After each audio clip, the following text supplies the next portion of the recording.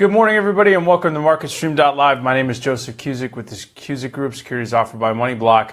And it is August 1st, and we're watching On the Open in Europe. It's where we cover all of the European markets and give you some insights on what's going on at this juncture. And we're going to start with the UK. The FTSE is right now up 55.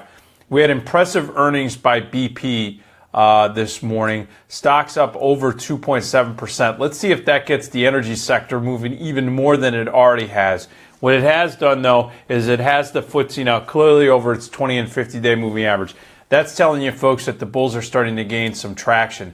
This also is a huge catalyst for luxury automaker Rolls-Royce, up 9%. So you're starting to see that has really been a catalyst not only in the energy sector. You're also seeing some of the higher end merchandising and just the consumer names as well in the UK up.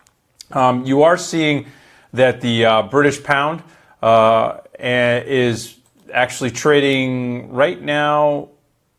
Yep, it's trading up a little bit by about 10 cents.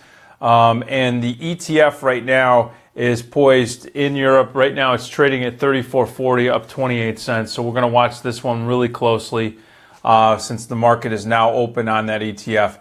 And watch that Euro-US dollar pair.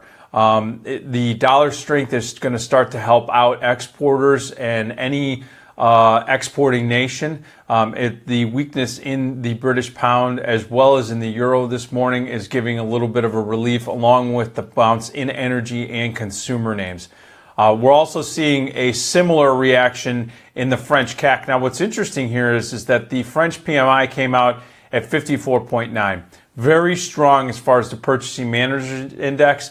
That's telling us there's an anticipation of some decently sized growth in the near future in France. Again, you're starting to see consumer names, exporters, large cap names, Renault, Peugeot, all moving to the upside at this juncture this morning.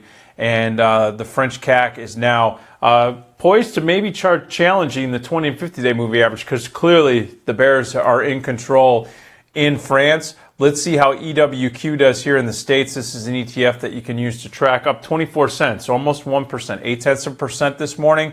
Let's watch that one real closely. And then finally, the German DAX. Germany has been pounded like France over the last basically month and a half with the weakness in the euro, strength in the dollar, exporters, BMW, Volkswagen, some of the more notable names. Plus, the July PMI came in at 58.1, which is very positive for future growth prospects going forward by the purchasing managers in Germany.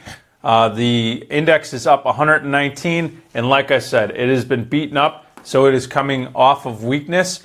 You like to buy low, sell high. Well, let's see if this continues. Watch the 20 and 50-day moving averages on the DAX. That's going to give you a little bit of headwinds on where resistances come into play. The ETF EWG, which tracks some of the large cap names in Germany, is trading to the upside. As a matter of fact, it was in the battleground down here between the 20 and 50 day. It's bounced today, trading up almost 1% at 31.01. So we'll see if that continues going into the remainder of today's session. All right, folks, that's it for all on the open, taking a look at Europe. We're going to be back in a half hour taking a look at everything that's occurred here in the United States and start setting the plate for your trading day. We'll see you then.